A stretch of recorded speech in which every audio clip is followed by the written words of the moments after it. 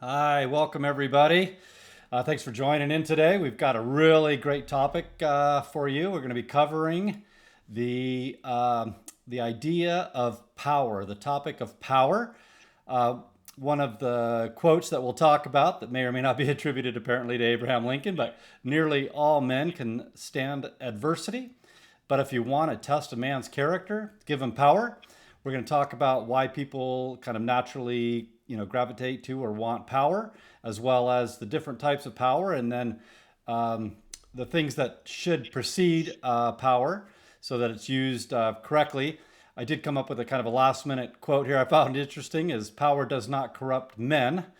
Fools, however, if they get into a position of power, corrupt power. So talk about that in a little more detail, but I think this is going to be a really great conversation today.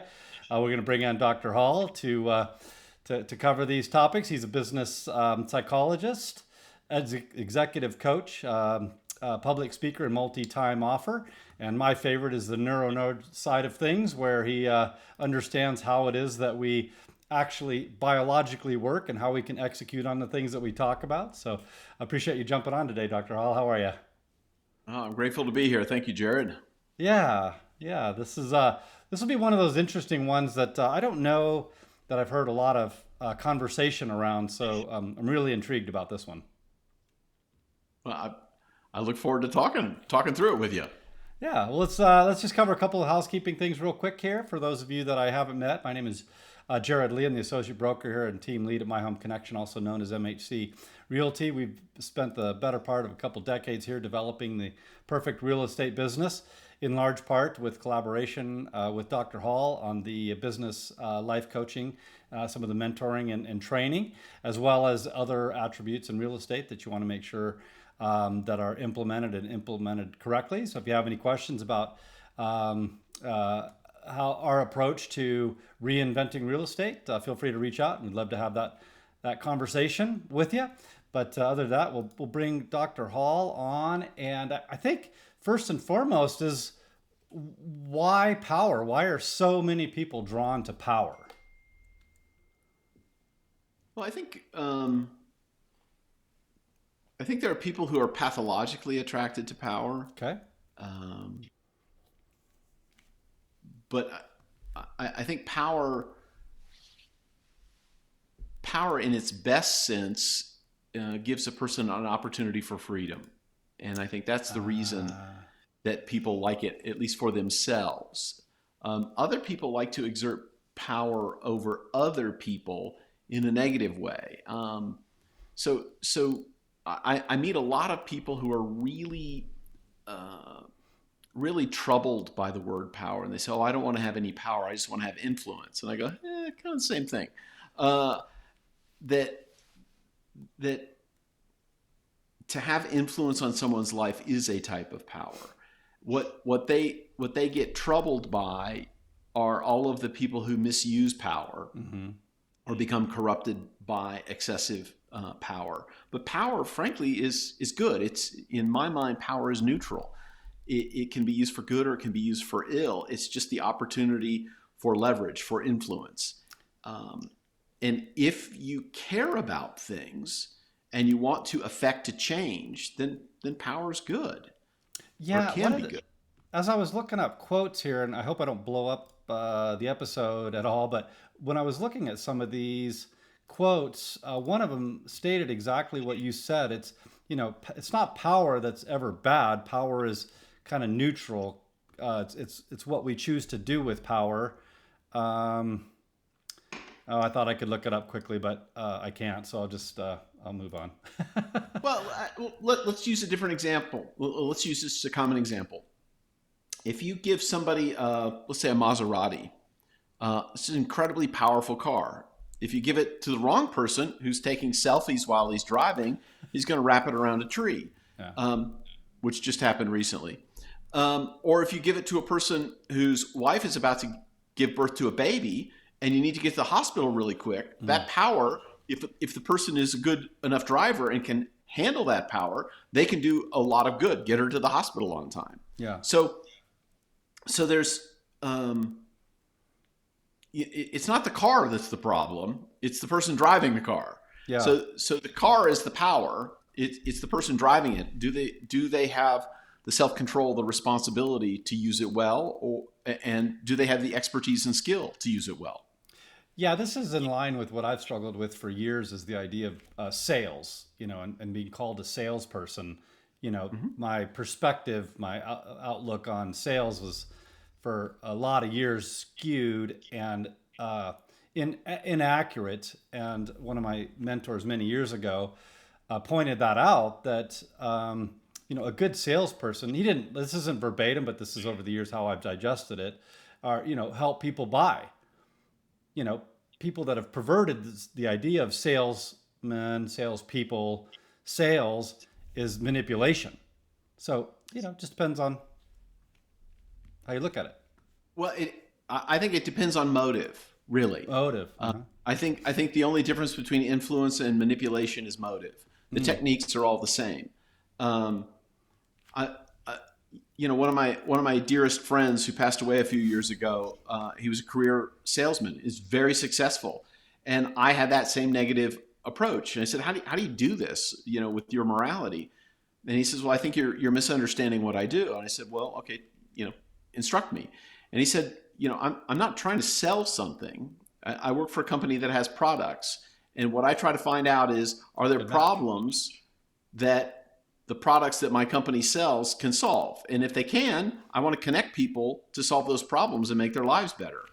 That's my job, is to ask questions, find out what problems people are facing, and do I have a product, a solution that will help them solve that problem? Mm-hmm. He said, that's all I do. Yeah.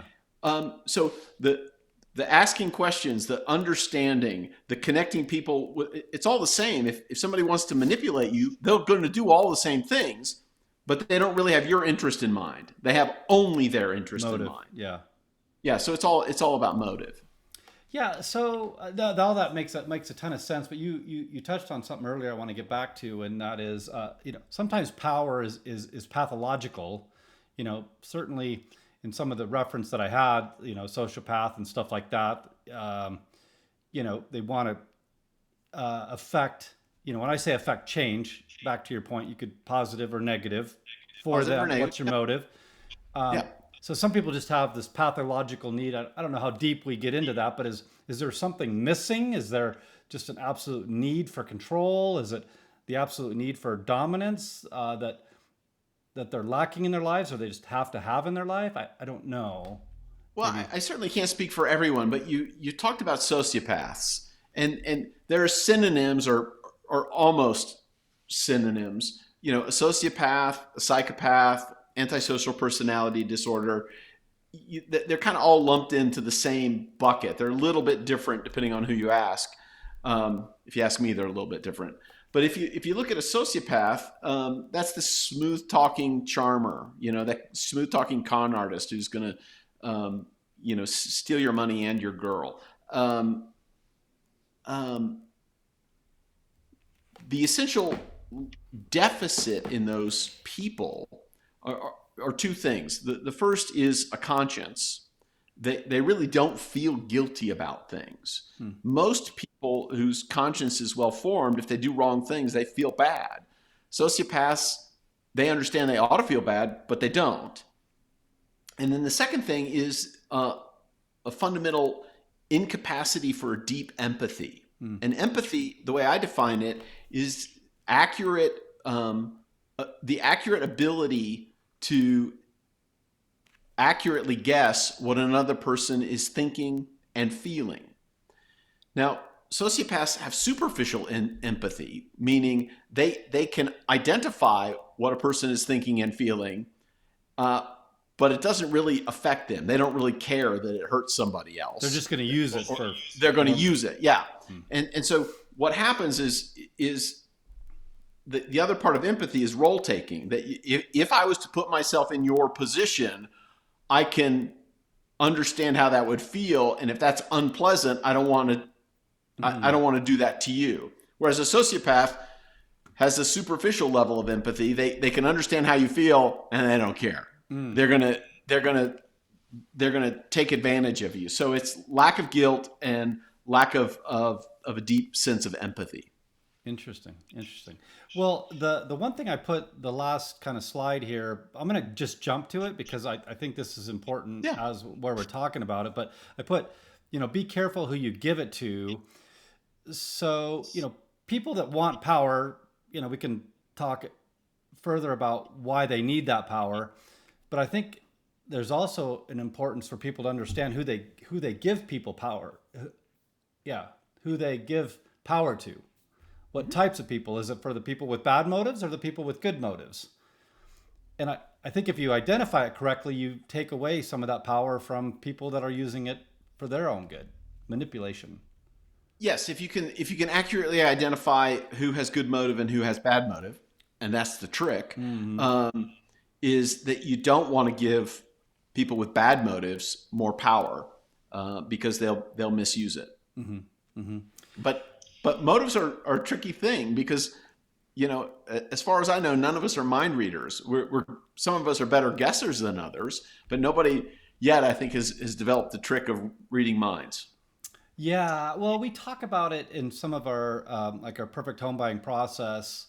When you're working with an agent, how to identify, is this the agent with commission breath and they're transactional and you know, uh, obviously, you can't be perfect at that, but we talk about things to look for and identify and listen for that would indicate a relational based agent that is looking out for your best interest because ultimately that's what a buyer or even a seller needs is to understand this is for them, not for an agent's, commission. Well, but the agent has to get a commission, and so Right. it's this delicate balance of is the agent able to realize, oh, I'm self interested because I pay my own mortgage and I buy food and I send my kids to school with money that I make from these commissions. But commission breath, as you say, you're too hungry for the commission, and you don't balance out the the the benefit to the client versus the benefit to self, and um, that's a short term strategy, which is I'm going to get as much money from this client as I can, and I don't care anything more about them. And there certainly are professionals who do that.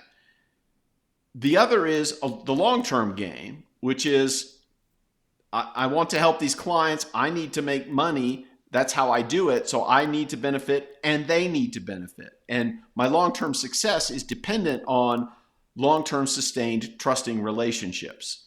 And that's the thing that really high functioning salespeople are really good at is understanding how important trust is to the equation of their success. And so they do almost everything they can not to betray trust. Yeah, Whereas well, as somebody who's got a short-term model, they don't care. It's churn and burn. yeah, Yeah.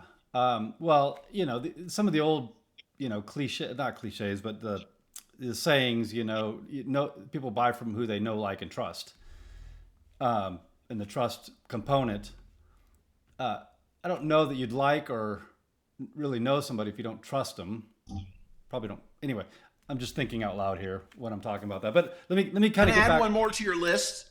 Yeah, Can I add one more to your yeah, list? absolutely. No is table stakes. If they don't know who you are, it doesn't matter. You could be one of the other 8 billion people. So to me, that's the easiest one. But like is important, and if we look at attitude change and how people are likely to change their mind, they have to like the other person. They have to experience some degree of similarity to that other person. The one that isn't in your list is respect. That there needs to be some level of respect for the person's expertise, for their character. There needs to be something there that you find admirable, and then trust. And so does this person have my best interest in mind, Yeah, yeah, balanced with their own self-interest? yeah. No, I love that addition. Yeah, that's critical. Certainly helpful. So I guess we could spend more time on why people want power, right? There's all kinds of reasons. why they might, whether they feel a sense of control. We've talked about that in the past. If you fear something, you try to control it and the more you fear it, the more you try to control it. Some people like prestige. They just like to be paid attention to. People have positive or negative reasons for affecting change on other people's lives. Yep. They're genuine, they're sincere, they want the best for others, and if they have power, they can help people. Others, Sure. the motive is skewed and perverted, and now it's about them, and nobody else really matters. But anyway, but you brought up a couple of other thoughts here that you and I didn't spend much time in that I'd really like to understand better, and it's the bases. Yeah. These two gentlemen back in the 1960s, French and Raven, initially outlined 5 bases of power. Since then, other people have added one more, but I'll go back with the original list of 5. And what they said is that you can effect change. You can help people to change if you use one of these 5 bases of power. 1, 2, or 5. They're all okay to use. They're all perfectly acceptable, but they each have their strengths and weaknesses. So reward power is the power of the carrot. I have something that you want, Okay. and if you do what I want, you'll get something. Okay. You'll get a carrot. This is the power of the carrot. And so reward power works exceedingly well so long as I have the reward, or so long as you can't produce the reward yourself. And it's desirable reward, I would imagine, right? Well, yeah, we're assuming it's a desirable reward. So parents will tell their kids, you don't get any dessert until you eat your dinner. The reward is the dessert. I'm going to get you to eat your dinner, and then you get the reward. That works really well, unless, of course, the kid doesn't like the dessert. Right. Then they say, pound sand, I don't care. Yeah. Or, I'm a grown-up. If somebody says to me, well, if you don't eat your dinner, you don't get dessert. And I say, that's okay. I'll buy my own dessert. I'm a grown-up. Yeah. So that reward has to be something I want and can't provide for myself outside of you. Makes sense. So reward power works really well so long as those things happen. So if you're an employer, you do your work and you get paid. Well, people who win the lottery, how many of them stay at work? They don't need to get paid. There's no reward. They don't need to get paid. Many of them quit because they say, I don't need that reward anymore. Yeah. And the boss can't make me do things that I don't really want to do because I don't need that reward anymore. Mm-hmm. The second is coercive power. And this is the power of the stick, which is you're going to do what I want, or I'm going to present you with an unpleasant circumstance. I'm going to hurt you, or I'm going to make your life unpleasant. Coercive power works.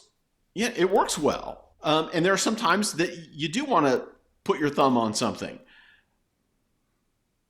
But it only works so long as, first of all, you have the influence to harm the person, and the person cares about what you're going to do to them. Mm-hmm. So if someone in HR says, well, this is going to go into your permanent record, or someone in high school says, this will go into your permanent record, and you say, care, it matters.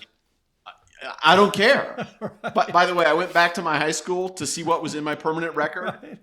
Nothing. None of the things they threatened were going to be in my permanent record ever made it into my permanent record. Yeah, that's funny. And decades later, I think the only person who ever looked at my permanent record was me. Yep. Yeah. So I don't think, it's one of those idle threats. So high school students everywhere, you probably shouldn't care about your permanent record. Yeah. Your grades maybe, but not your permanent record. And again, your grades maybe. The other thing is if it ceases to hurt you.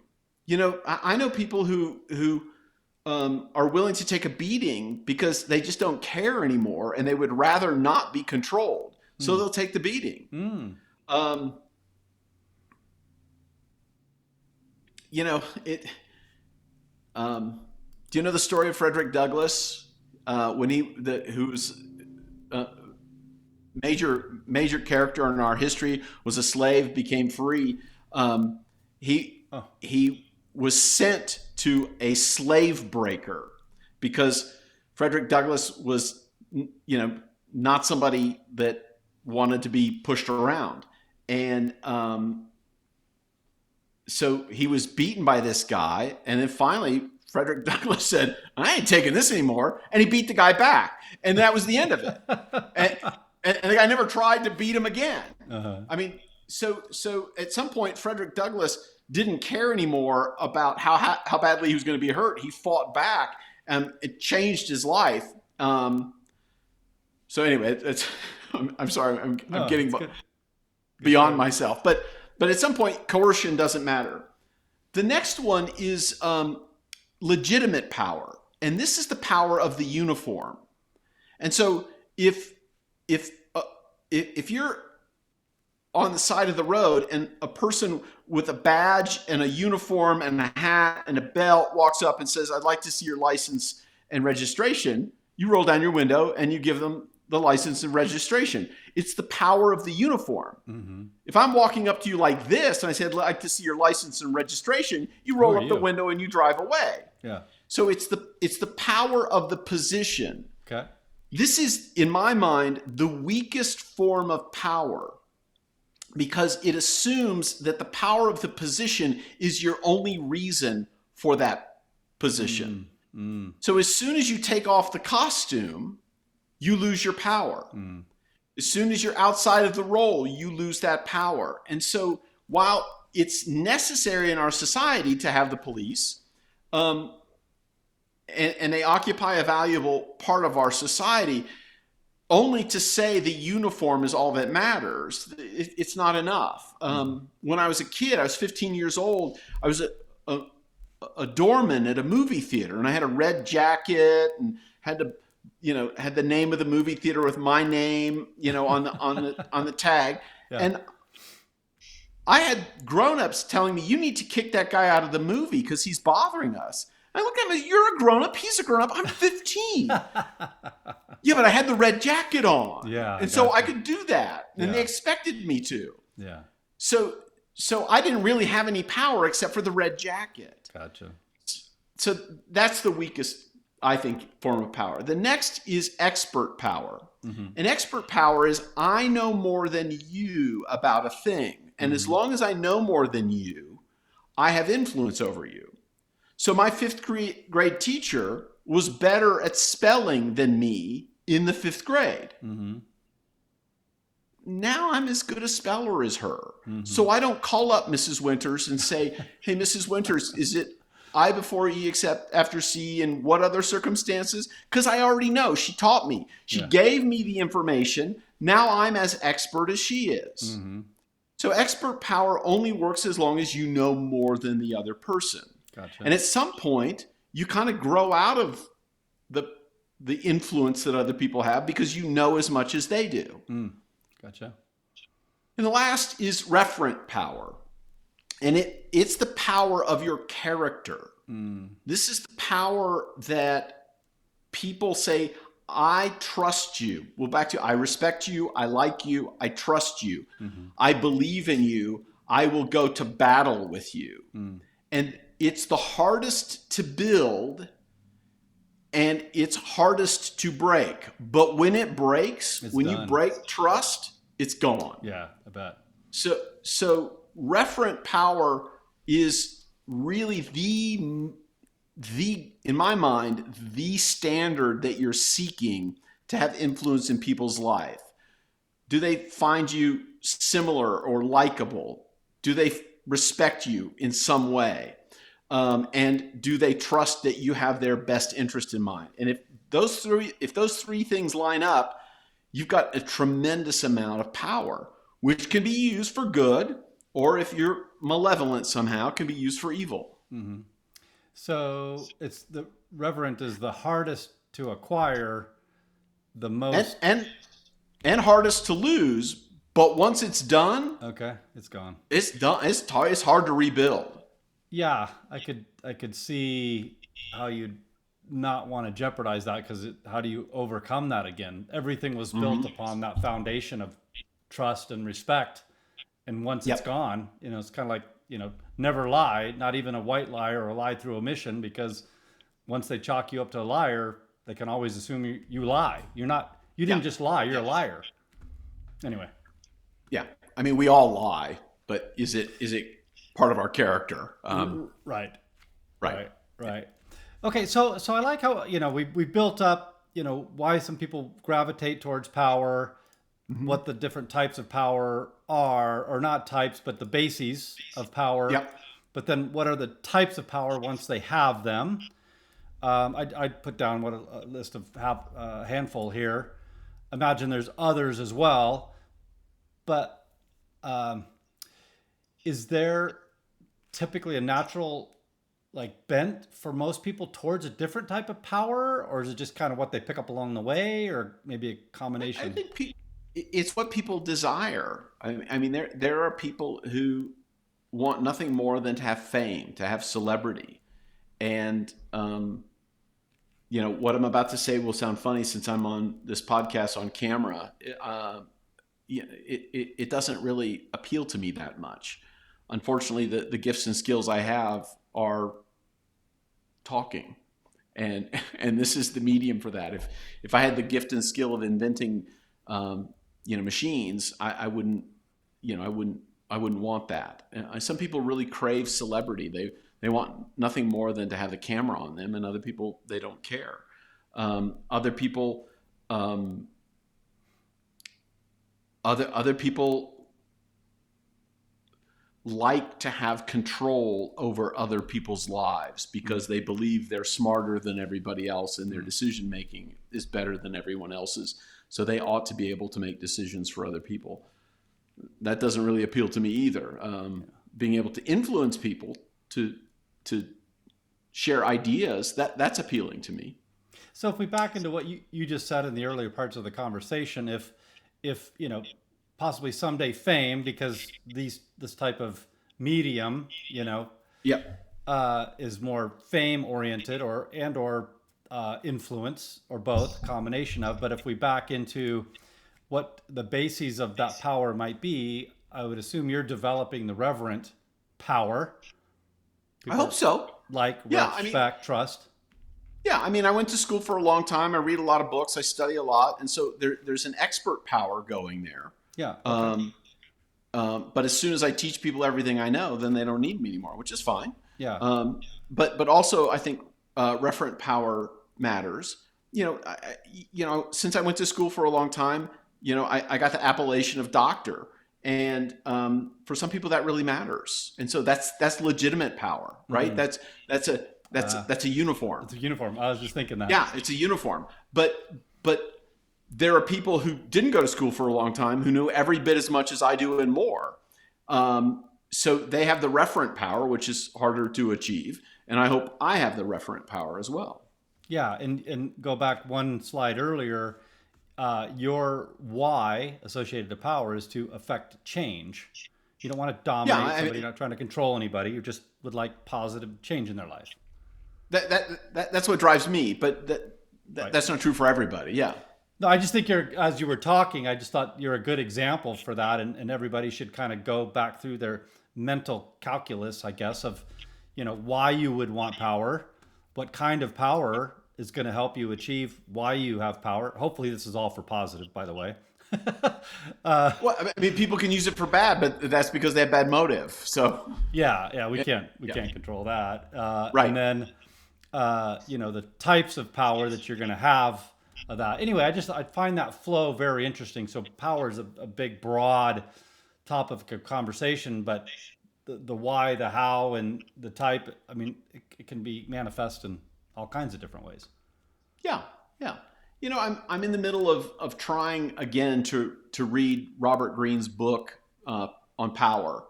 I think it's like the 47 Laws of Power or something. And I threw it down the last time I started because it was so depressing, because it was so focused on the Machiavellian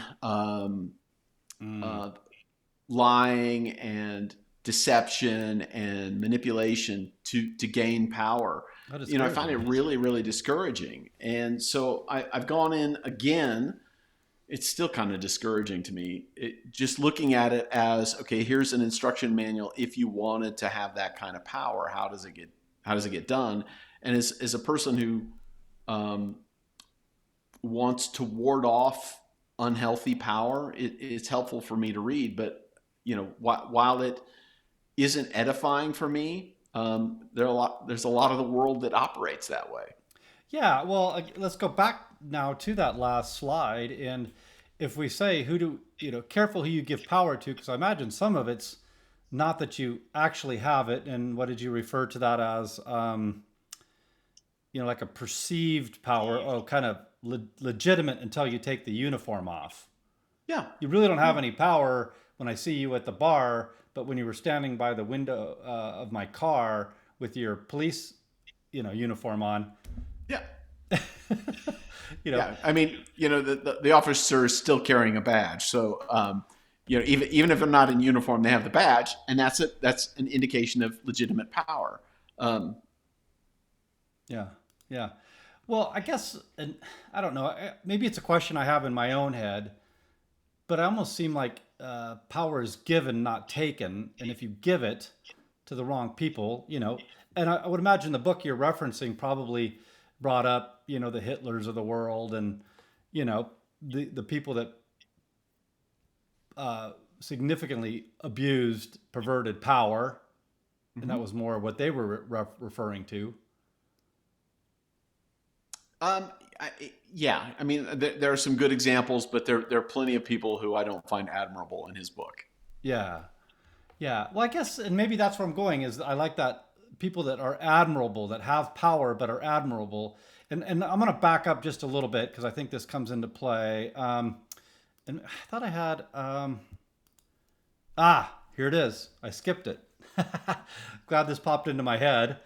But I think this is what we're touching on, isn't it, Dr. Yeah. Hall? That the people that have abused power are the people that, and I love how you say this, that adversity is and correct me if I'm wrong on this, is the crucible of which you build character. That's correct. That's my belief, that adversity is the crucible in which character is developed. And character are the moral choices that we make to limit the excesses of our personalities. Each of our personalities is different, and we are prone to certain excesses. And what adversity can do is create that character. It refines us and makes us better. It can make us better. Suffering can make us better, or it can make us bitter. And if we use adversity to make us better, then we will develop good character, which is an internal self-control. What happens with power is when you have a lot of power, it gives you freedom. There are no natural guardrails to keep you from doing really awful things. And so developing that internal self-management, that internal self-control, not needing external controls, then those are people who then become very, very good with power.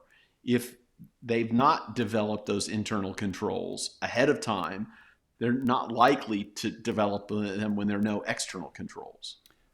So I'm going to say this out loud, and hopefully I say it right. But you've said that the delay of gratification is the master skill, correct? I believe that. Yes. Yes. So if you have controlled yourself, you've monitored your thinking, and you're managing your thinking, and you delay gratification, you have power over your own thinking. Correct. Of which is super important, because if you fast forward to the point where you have power and you haven't developed that delay of gratification, again, you get all of that freedom and you have no guardrails. Well, guess what? You're probably going to get sideways and crash the car, that Maserati. Right. Interesting.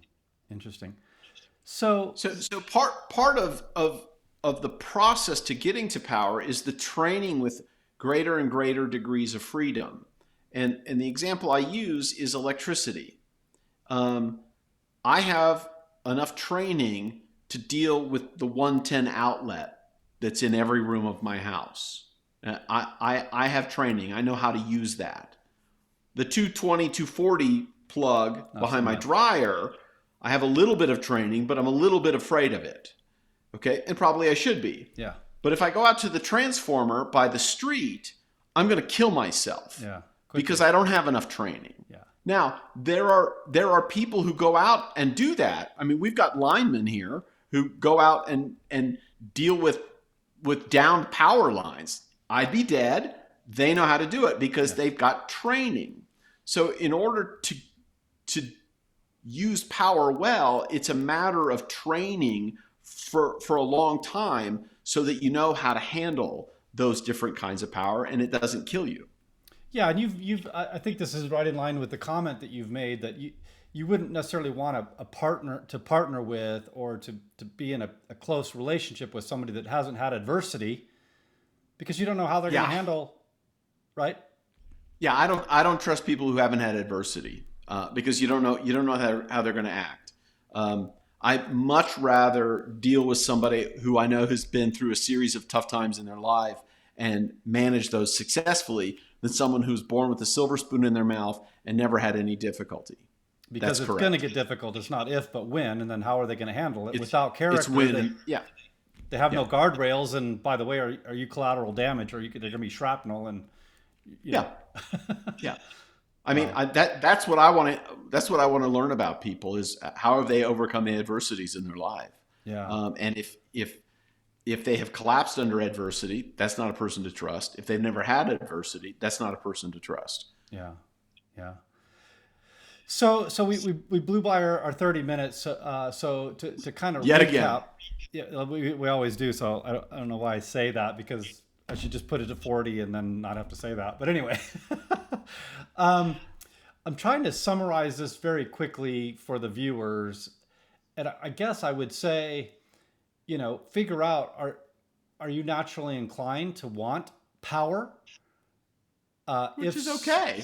Yeah. What for? Exactly. What's your motivation? And check that in a serious way, not just a quick question to yourself, but really evaluate that.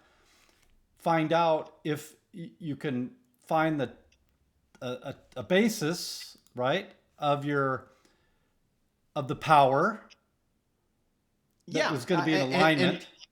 And all of them are okay. They all work. With the right motivation is preferred. With the right motivation. Some are more durable than others. Okay.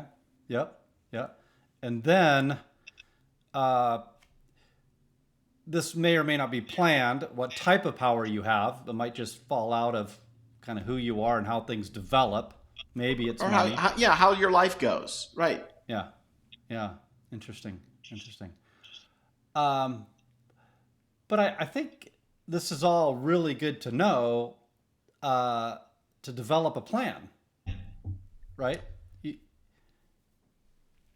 don't know where you... It's to develop a plan and to realize there are great benefits with power, but it's the superhero thing that they say to Spider-Man: with great power comes great responsibility.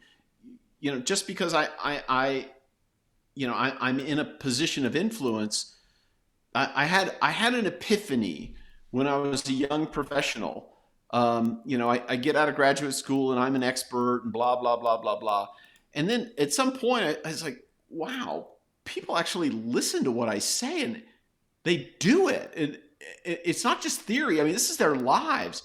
And it was a wake-up call, as a young person to say, okay, you need to be really careful about what you say because you for good or for ill have responsibility for what you say. And so it's really affected the way I've gone through the rest of my adult work life, thinking people actually listen to me. I got to be careful.